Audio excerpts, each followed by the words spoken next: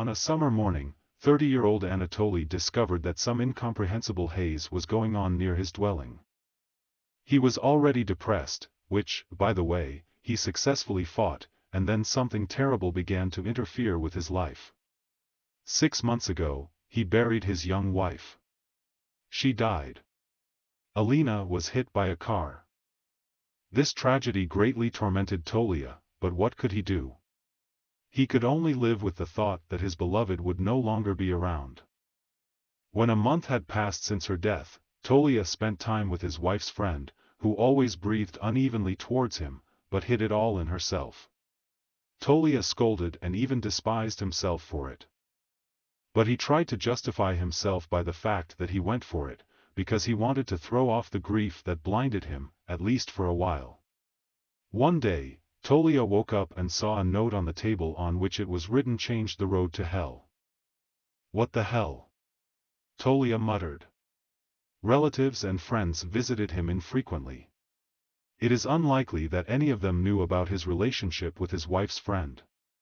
And who among his relatives could play a cruel joke on him like that? All this seemed strange to Tolia. But he decided to put it out of his mind. Note and note. Although, all this left an unpleasant aftertaste. Tolia went to work after his vacation. In the office, colleagues tried to support him with conversations. Everyone was so struck by his grief that they tried to somehow contribute to Tolia's struggle with depression. Moreover, he was one of those people who were called the soul of the company. Even the callous boss Valentin Mihailovich, to everyone's amazement, turned out to be not indifferent to Tolia's experiences. However, the work helped Tolia even more to fight the dullness that had come in his life. By the way, a friend of his wife named Alya, who slept with Tolia, approached him in the office, offering to meet. However, Tolia refused at first, but then he still went with her to a bar, where they drank and had a nice time. When Tolia woke up the next day and went out onto the balcony to smoke, he saw that someone had written on the window with a felt-tip pen, "Changed the road to hell." Yupped. Tolia blurted out contritely, almost dropping a cigarette from his mouth. It was obvious that the writer of this was writing from the inside of the balcony. However, Tolia didn't take anyone home for the last week, and no one came in. Shaking his head nervously, Tolian opened the window to get some fresh air. Looking out from the balcony, he smoked, blowing smoke rings. Looking down, he found that some strange girl was standing at the entrance to his entrance. She was dressed in black, with a hood over her head, and a mask covering the lower part of her face. She was shod in black berets. It was strange that she was looking up, and Tolia, who was standing on the balcony of the third floor, it seemed that the girl's gaze was directed precisely at him. "Hello," he called to her. "What's your name?" But the girl was silent, looking at the peasant with a strange cold look. Her beautiful blue eyes seemed to be made of ice. A very unpleasant breeze blew from her.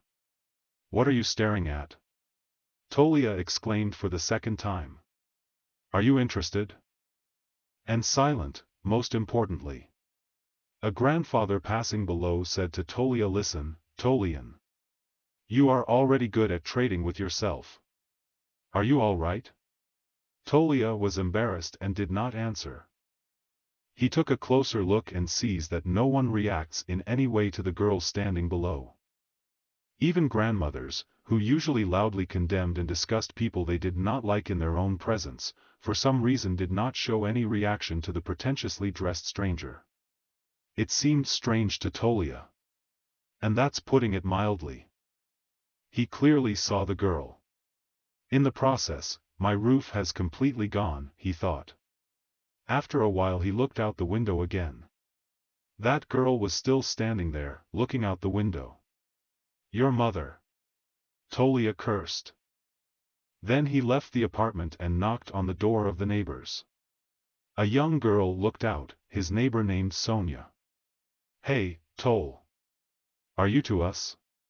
she asked. "Hello, Sonia," Tolia answered, excited. "Listen, come to me. Faster." Please come to me quickly. What's happened? Sonia was surprised. Come on, I'll tell you. Then Sonia followed her neighbor to his apartment. He took her by the hand and led her to the balcony, surprising Sonia with his behavior. Do not pay attention to the inscription on the window, Tolia said. What inscription? The girl was even more surprised. Tolian was shocked. Did he even dream of a fucking inscription? But here she is. Opening the window, he looked out and saw the same girl who was standing there. Sonia, look, he said nervously, biting his lip. You see? There's a girl in a hood. Do you see? No, I don't see it, answered the astonished Sonia. Talik, have you been on the needle for a long time? In terms of? Tolian was taken aback. How long have you been using drugs? The neighbor asked again. I didn't use anything. Tolia answered offendedly. Okay, sorry to bother you. After seeing off his neighbor, Tolia drank a sedative to stop the surging tears of despair and madness. With trembling hands, he got up and went to work. When he went out, he did not see that girl again.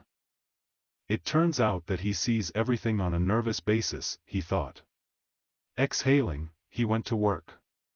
He impressed everyone with his diligence that day. After all, he drowned out all the pain with work. Fanaticism struck even the boss, who personally bought Tolia coffee and brought it to him, looking at him with sympathy. Tolia, are you okay, my good? Valentin Mihailovich asked him. You, my friend, are not yourself lately. But Tolia only smiled, saying that everything was fine. After work, he again went to hang out with Alia at the bar. By the way, when he reached into his pocket for money, he pulled out a piece of paper on which it was written "Change the road to hell." This greatly disturbed Tolian. All the nonsense that tormented him surged again. Then he decently got drunk, spent time with Alia in her apartment. Overcoming a wave of stress, he hurried home. Walking down the street, he heard a pleasant female voice behind him. I am real. It's just that others don't see me. Turning around, Tolia saw in front of him the girl who was looking at him, standing at the entrance. His eyes went wide in horror. He opened his mouth in surprise, refusing to believe his ears and eyes. The only thing he said quietly and frightened was, "Who are you?" "I want to meet you," the pretty girl replied, lowering her hood and revealing her dark wavy hair. "Let's spend time together." "Who are you?" Tolia spoke in the same voice. "Your new girlfriend." "I want to kiss you, Tolia. Don't resist me." Then the girl pulled the mask off her face, exposing the lower part of her face and nose. However, she didn't have a nose. It's like he's been cut off. The mouth seemed to be rotten. There were no cheeks and teeth were visible. As if the lower part of her face had decayed. "Let me kiss you, my dear," she screamed as she approached him. Tolia yelled in horror, backed away and fell. An icy numbness seemed to cling to him and prevented him from doing anything to save him. And there was no one around that late evening. "No!" Tolia shouted in a voice full of animal horror.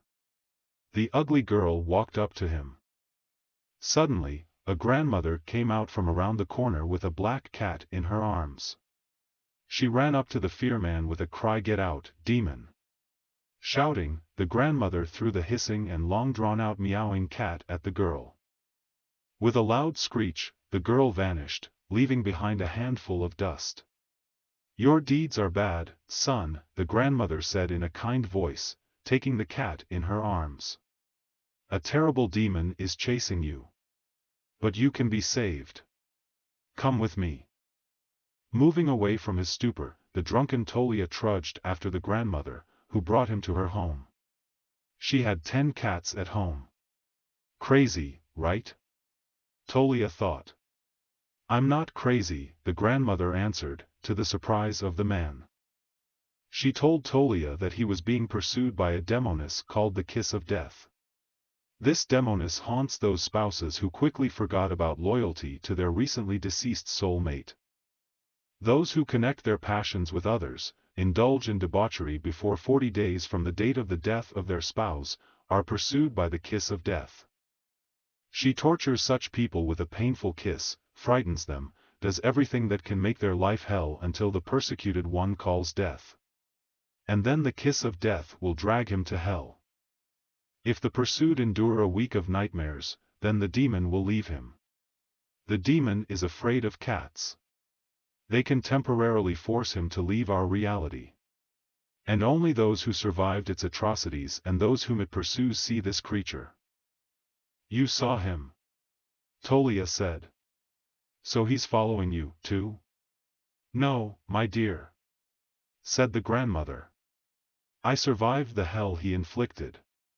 I don't wish anyone. Then Tolia understood why the grandmother seemed crazy to him. Go, son, said the grandmother. And heaven bless you. I don't want my enemy to go through what happened to me. Take any of my pets with you if you don't have a cat. The grandmother gave a bag to Tolia, in which there was a cat he had chosen. It was that black cat that frightened off the demon. Dumbfounded and crushed, Tolia called a taxi and got home. He fed the cat and went to bed hugging him. In the morning he was awakened by a familiar voice. He jumped up when he heard his wife's voice. Honey, I'm home. Alina's voice spoke. I miss you. Overjoyed, Tolia jumped up and ran into the next room. But there he saw that Alina was dead. His white-skinned, bulging-eyed wife was hanging from a rope. Her face was frozen in a creepy smile. The odor of decay wafted from the hanging body. Shouting in pain, horror and despair, Tolia fell to the floor and bent over. He began to sob, shedding copious tears on the carpet. No, no, no. He didn't want to believe that this nightmare was happening to him. Alina, I'm sorry. Tolia yelled. Honey, I'm sorry. Neighbors were knocking from above and below, who were greatly disturbed by Tolia. Half an hour later, Tolia got up, wiping the tears from his reddened face. He squinted in the direction of the hanged wife, but she was not there. Taking with him an old cat carrier that belonged to Alina, Tolia placed the cat Pushka in it. He went to work with him. All the neighbors looked with horror at the changed Tolia. He lost a lot of weight. Even the cheekbones began to show under the skin. The hair is gray in places. But the chief told him that he would not accept him in this form. He told Tolia to put himself in order within a week. Alia decided to talk to him. Talik, dear. She began. What happened to you? If you want, I'll take care of you. Tolia burst into tears, and then began to laugh out loud. Stupid whore, he said. Olenka, you're a slut. Always envied my wife. I hate. The shocked Alia went out of sight. And Tolia went home, chatting with the cat. Totally fucked up, damn it.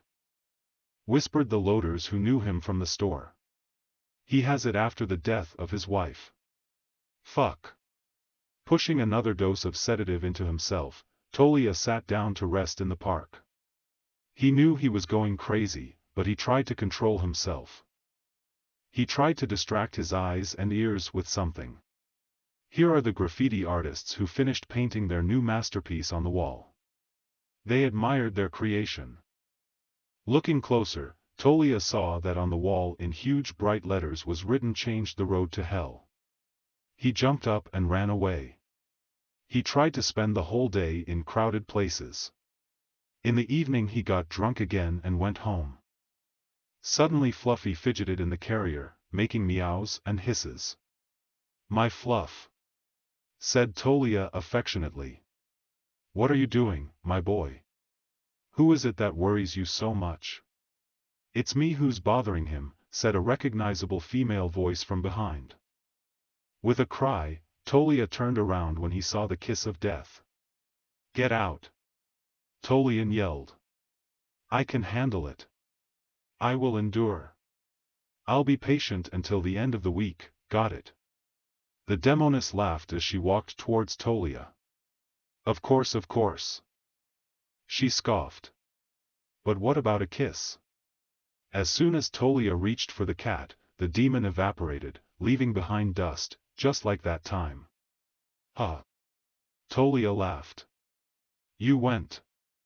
My Fluffy wiped your nose, bitch." Running home, Tolia began to drink water eagerly, as he was tormented by dry wood.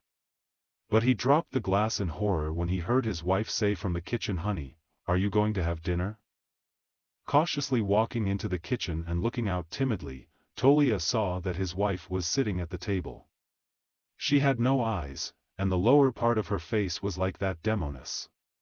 "Sit down to eat," Alina said. "Ah, I understand. Do you want a kiss? So come to me." Tolia shook his head. The eerie illusion was gone. Then he reached into the shelf where his pills lay. He opened the door and suddenly a dozen large rats flew at him, which began to bite him and run over his body. Screaming in pain and horror, he tried to throw them off him. He fell to the floor and let roll on him back and forth. In wild hysterics, he shouted the name of his wife. Tolia himself did not notice how he fell asleep on the floor. He opened his eyes and saw on the ceiling the already familiar inscription, "Change the road to hell." Wiping his tears, he picked up the cat, placed it back in the carrier, and went out for a walk. His eyes were red with tears. He looked like a dead man. Suddenly a neighbor came up to him, a fat man, Uncle Slava. "Tolian, healthy. How are you?" he asked. Turning around, he saw that the neighbor, instead of a human head, had an ugly pig's head, and instead of a bottle of beer, which he was holding, he saw a severed human hand. Not having the strength to scream, Tolia groaned softly, fainting. He woke up in the hospital. A nice nurse took his blood pressure. Then, he pulled down the mask to breathe, and then Tolia saw that she had the same lower part of her face as the demoness. With an unnatural scream, Tolia ran out into the street, noticing out of the corner of his eye that all the people around looked like walking corpses. Worst memories popped up in my head. He shouted, "Come and get me. I'm here." A demon came out from around the corner. She lowered her mask and bit her teeth into Tolia's lower lip. Embracing him, she pulled him tightly to her. The ground under their feet opened up and Tolia went to hell.